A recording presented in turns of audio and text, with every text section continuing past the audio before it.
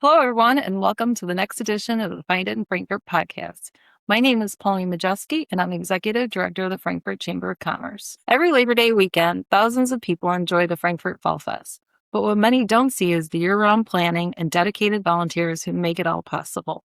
Joining us today are Chris Herder and Bob Kennedy with 2026 Fall Fest chairs. Chris is back after joining us in episode 2 to talk about concerts on the green and continues to be one of the Chamber's super volunteers.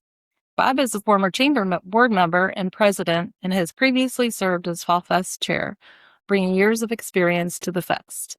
Today, we are taking you behind the scenes to learn what it takes to produce one of Frankfurt's favorite traditions and why volunteering is such an important part of its success. Chris and Bob, thank you both for joining us here today. We really appreciate it. So for our listeners who may be new to Fall Fest, how would you describe the event and what makes it such a signature Frankfurt tradition? I think Fall Fest is a marriage of artisans, food, entertainment, local shops, local restaurants, and a parade, all crammed into one weekend. There's a lot of moving parts. So that's what I think it is. I think it's just a combination of all those things over 3 days where people come to Frankfurt to partake of it and witness it. So how did each of you both get involved in Fall Fest and what keeps you coming back?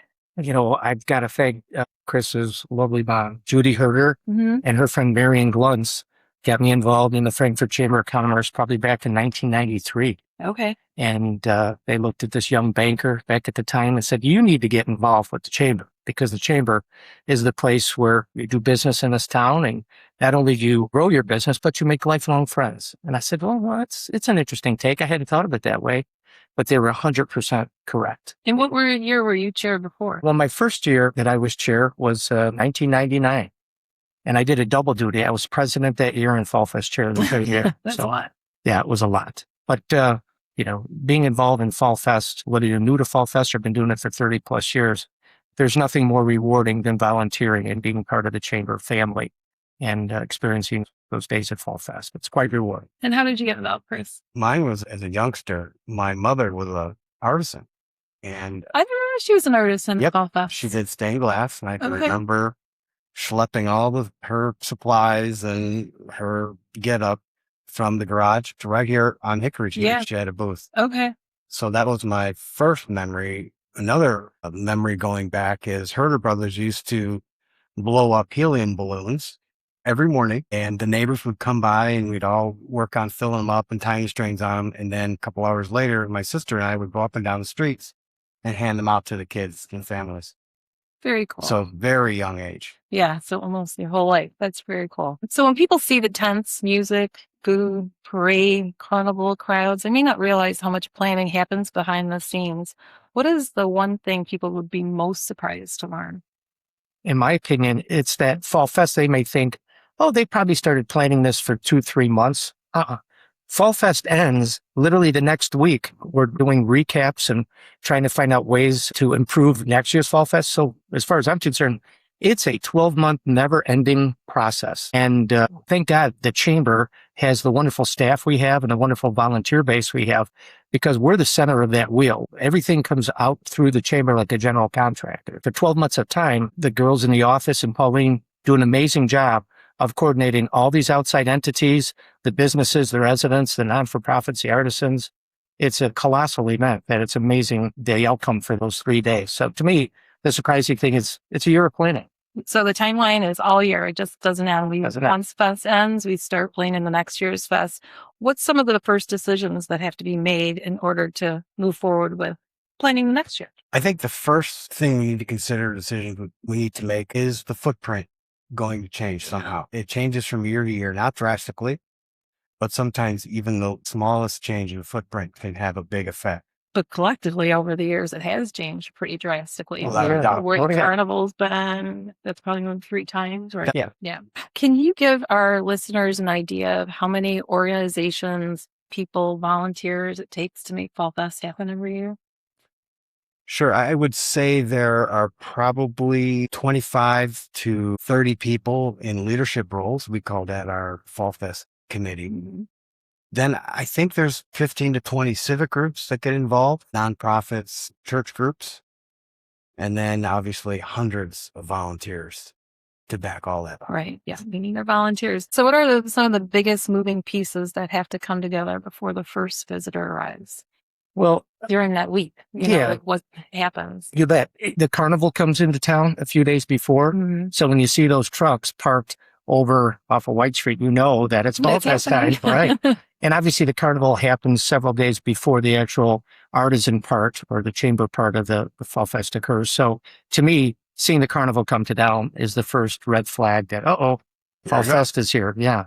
And secondarily, then you get the tent where the entertainment is and the food court area right next to that starts taking shape. And then seeing the field over on Nebraska and LaGrange cut where the Boy Scouts troop does the parking of the cars for a donation. So to me, those three things, when I see the carnival, the lot cut, and the tent going up, it's going to happen. It's time. Be ready. Yeah, rain or shine, it's happening. So we often say that Fall Fest couldn't happen without its volunteers. Can you give us an idea of why they're so important to this event?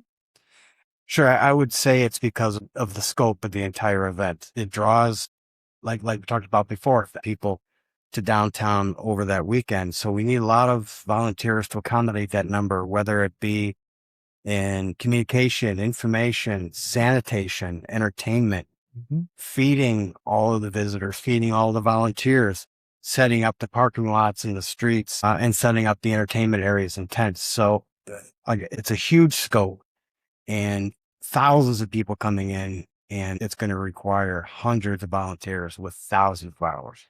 And then we have the whole other event. We have a parade right in the Sunday. middle of Fall Fest Right. weekend, right? That's right. So usually a lot of times in the parade, they don't have a Fall Fest and then the parade inside. So I think it's just doubly important that we need those bodies. Absolutely. And it's not just for Saturday, Sunday, and Monday. We have the pre-fest set up.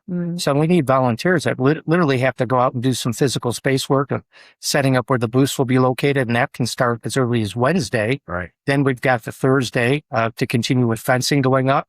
Then we set up Friday night on certain streets. So, all of these days require X amount of bodies. And it's not the same thing every day. There's more added. It's kind of like a layer cake that, we did this on Wednesday. Now we do this on Thursday. We do this on Friday. Saturday, once it starts, all hands on deck, basically. And then for the parade, which is a whole nother undertaking inside of Fall Fest, right? It's a subset of the big grand event. It's just wonderful that people will step up and give their time and their talents to the chamber and to the community for the benefit of everybody. So speaking of volunteers then, what kind of opportunities are available? If somebody hasn't volunteered before and they're like, I don't know what to sign up for, I can do a couple hours or I'm available Saturday, what would you tell them? That's the thing. There will be people out there that will give 50 to 60 hours for the weekend. But I tell everybody else, especially at our meet and greets or chamber outings, that I just need you for 3 or 4 hours. And it's equally as important and impactful. Absolutely. We need it. Oh, yeah.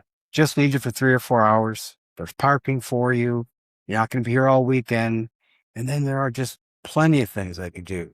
They could help at the gate, which brings the artisans in and out in the morning and at night. They can help set up the entertainment area or help the bands bring in their equipment. They can go up and down the streets as ambassadors, which our block captains can't be there the whole weekend. So maybe explain a little bit. So a block captain is what? Sure. So a block captain is in charge of bringing their number of artisans onto their block, either on Friday night or Saturday morning, and getting them set up in Orderly fashion. In an orderly fashion. And also not only getting them on the street, but getting them off the street in orderly fashion. Yeah, right. So that to me is But there are also more than that, right? I mean, that's just set up and takedown. right. 'Cause Correct. during the weekend, they are that block's ambassador. So if the artisans have any questions, they're the first person they go They're to. the contact. So then what's the ambassador's role? Yeah, like you said, they help relieve the block captains if there was a food break, a bathroom break. They go to where, there's a shortfall. If we have a hole, maybe somebody had family come in and the block captain had to leave. The ambassadors can go in and cover that area, basically.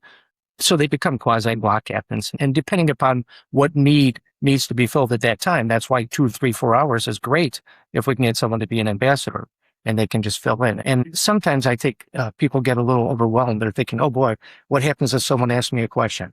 Well, between all of the block captains, the chairs, the staff, we'll get the right answer And to the the radio. person via the radio. That's correct. So you just can't be afraid to ask if you don't know versus make it up. So that's one of the things I think is a strength in Fall Fest is our communication between each other. That if we do see a hole, we can get it fixed and filled in, and we move forward in a positive way. And we have a great team in communications here at the Chamber Sure do. office, which turns into Fall Fest headquarters, and they're really good at helping the ambassadors and volunteers know what's going on. So we also welcome teen volunteers, better known as the Bluebies. So for those who don't know, why do we call our teen volunteers? So if a mom's signing their kid up or helping them sign up for volunteer hours and they go to the Fall Fest volunteer application, it says Bluebies. I mean, we know, but why are they called Bluebies? And why is community members involved so important? Other than wearing the blue shirts, which does denote their age, I'm not sure where the Bluebies term came from. It came from Al Heath and Cindy Heath. They're the ones who created the Bluebies. That's what they call them, because Al and Cindy were longtime chamber members and supporters, volunteers, brought their 2 kids in when they were very young.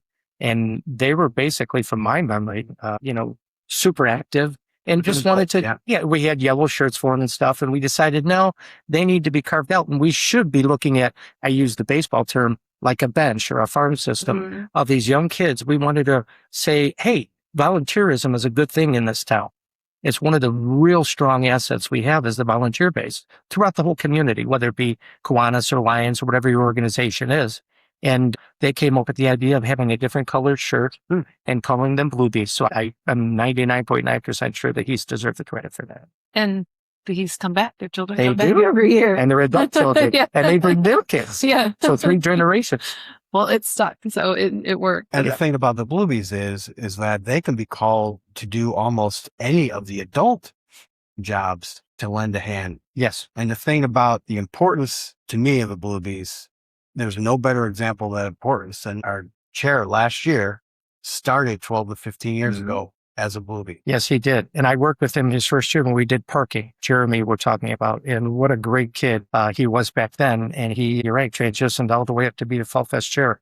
And he even got his father involved with us, which was nice. Maybe the youngest Fall Fest chair ever. Oh, he's got to be. I'm sure. He's got to be. And I use the term light, not lightly. Fall Fest is not your father's Fall Fest anymore. The staff here at the Chamber have done an amazing job to coordinate and create a playbook of how we run Fall Fest. And I thank Pauline for doing that, because there's countless hours of drilling down into responsibilities, titles, action steps, the calendar when things have to come. And the Bluebies play an important role in that, because they do some of the lighter grunt work, such as walking out water to the volunteers that need it, such as taking things from A to B, because they can navigate through Fall Fest pretty easily. It's really, they have them around. Yeah, our Fall Fest itself has morphed into a pretty strong organization and effort to showcase the community, and the Bluebies are very important. So do either one of you have a story about a volunteer who maybe in your mind went above and beyond? Or, I mean, I can think of one funny story with a volunteer a couple of years ago, Jim McFarland, when somebody accidentally threw her cell phone in the dumpster, and we actually have a picture of him dumpster diving to get her cell phone, which he did. I'm not sure I would want to do that, but do either of you have a story that comes to mind when you think about past volunteers and something that sticks out? I have one, and it's, unfortunately, we don't like to use the 4-letter R word, so rain, but we did have on the last day, some rain happened when Fall Fest was we call it breakdown. And it had rained so much that the parking lot where the Artisans Park got pretty muddy, and some people got stuck, and our volunteers were kind enough to help push them out. And then when they came to the volunteer dinner, they were head to toe covered in somewhat mud. They washed up as much as they could, but talk about people going out of their way to make strangers, our artisans, have an awesome experience from the moment they arrive to the moment they leave. And sure enough, these people were covered in mud. Yeah. You, Chris, do you have any stories? The only thing I can think of is our entertainment chair. Not only are they there pretty much the entire weekend, but by default, they're almost the face of Fall Fest, because all the announcements and it's already bring together a place. So everybody seems to go there for information. They do a great job. They do a great job. They are the face of Fall Fest for the weekend. Yeah, that's a fun area to hang out. So from your perspective as chairs over the weekend, is there any time that you actually get to enjoy Fest?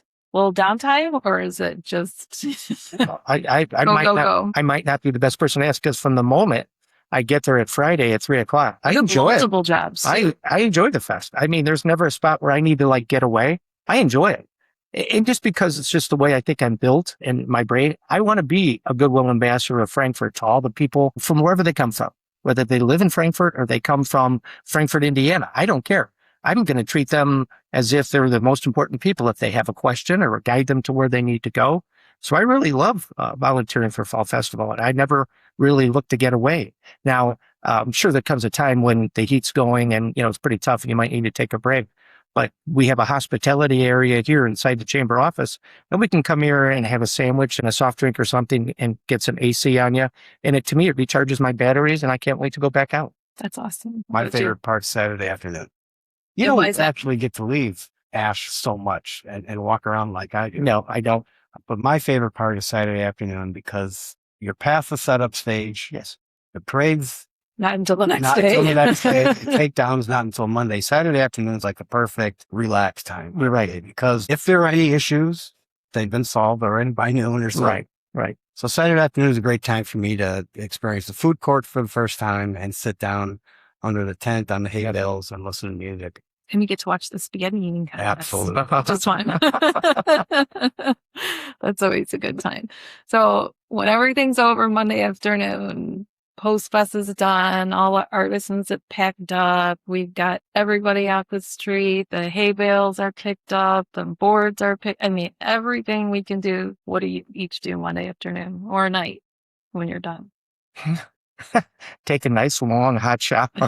Same. It's it does take an inordinate amount of energy to get through that weekend, and we all do it. It's not only physically, but it's mentally. Yeah. Because we're all trying to do the best we can and direct people and just keep an eye on things. It's not probably the best term, but I'll call it babysitting. To me, I'm babysitting 100,000 people, and I want to make sure everybody's safe, everybody's comfortable as best they can, everybody has gotten to where they need to go, and just make their experience as good as can possibly be. So come Monday, it's just good to just take a shower and sit down and just kick up the feet. That's what I look forward to. And you, Chris? I might forego the shower, sleep. Yeah.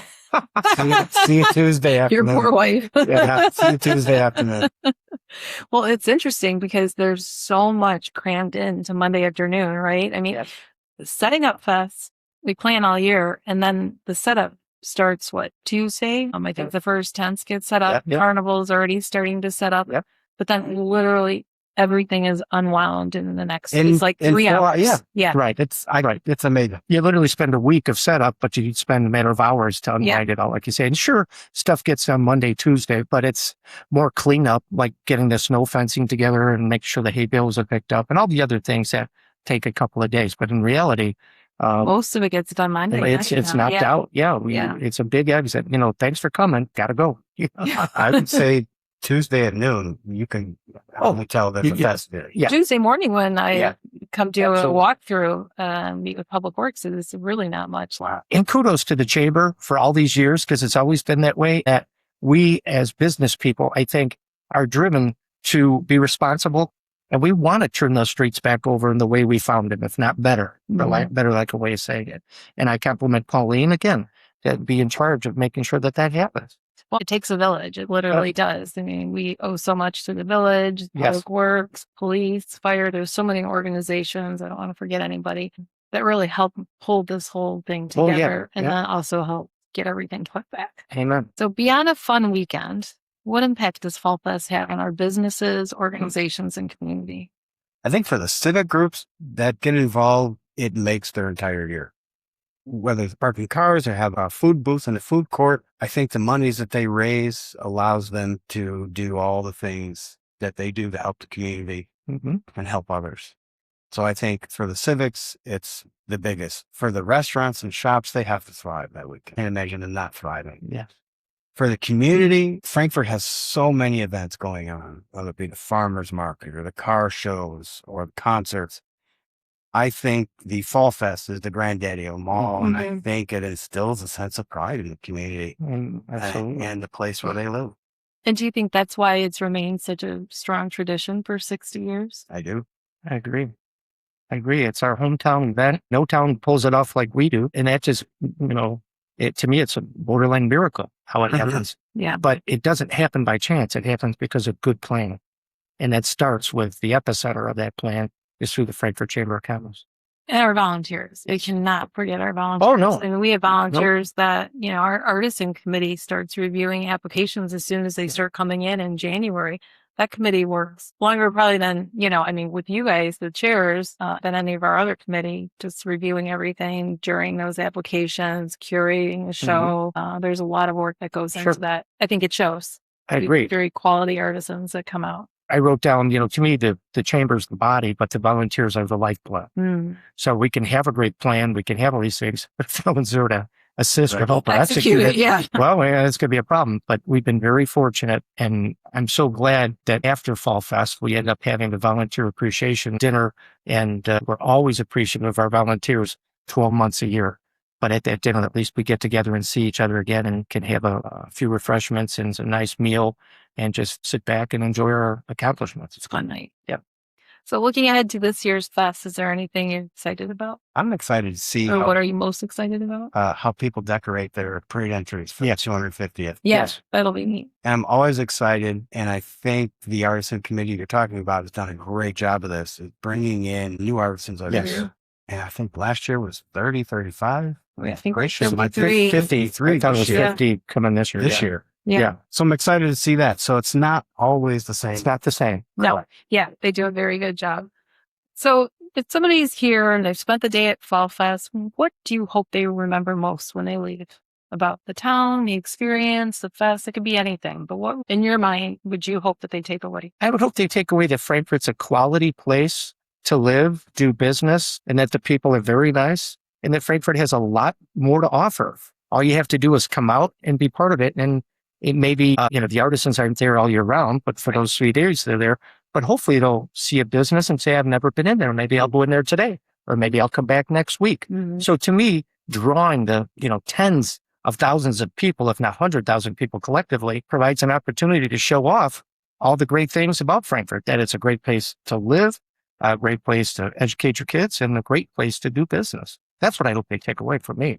Very well said. I think most people who come to Frankfort for Fall Fest come here throughout the year. Like I said, we have so many things going on, and Fall Fest is the biggest. Secretly, I hope they take away that they're a little jealous of Frankfort. I have a gift of gab, and what I do on Ash Street a lot is I ask people, when they ask me a question, I say, where are you from? And I'm amazed at how many people are from not this area.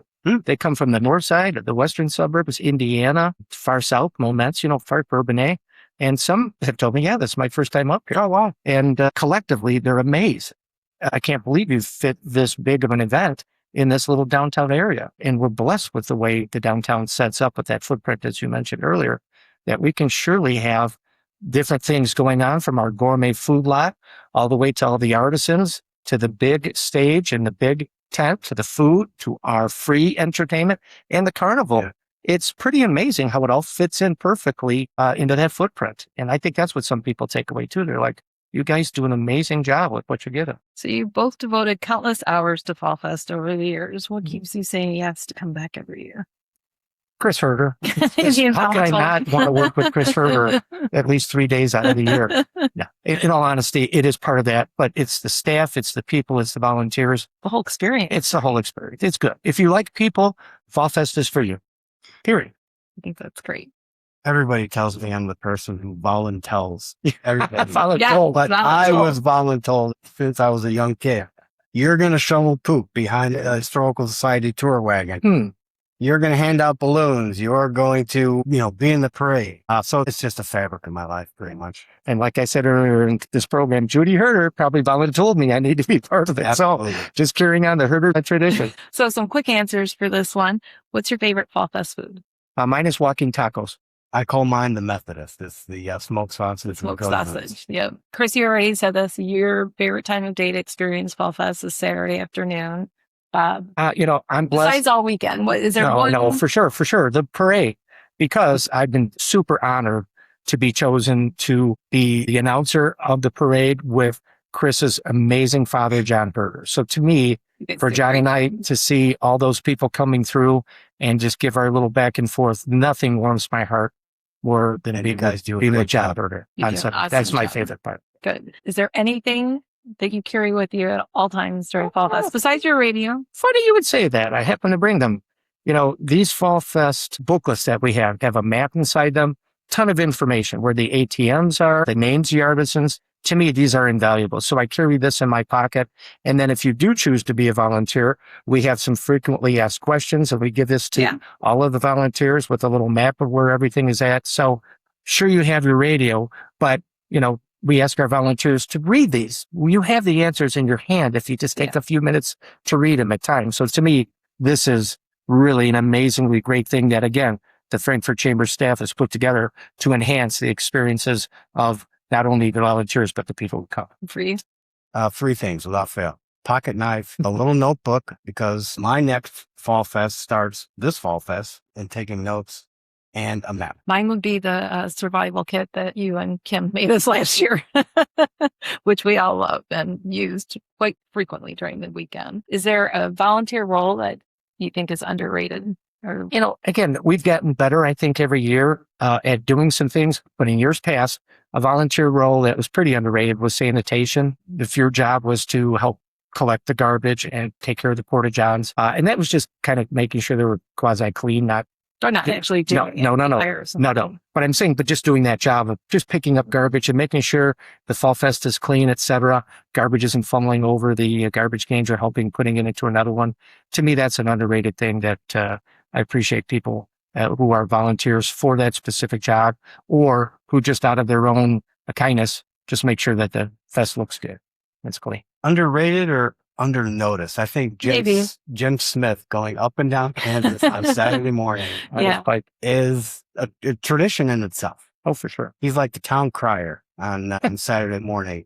And I think that when vendors see him, the first time, like, hey, we're here. It's Fall Fest. It's Fall Fest. He does a great job. Yes, he does. Is there a tradition that you hope never changes? And again, for me, I don't know if we call it a tradition, but again, the appreciation dinner that we have for our volunteers, I just hope that we continue that forever. As long as we have volunteers, we need to show our appreciation. For me, it's the entertainment area.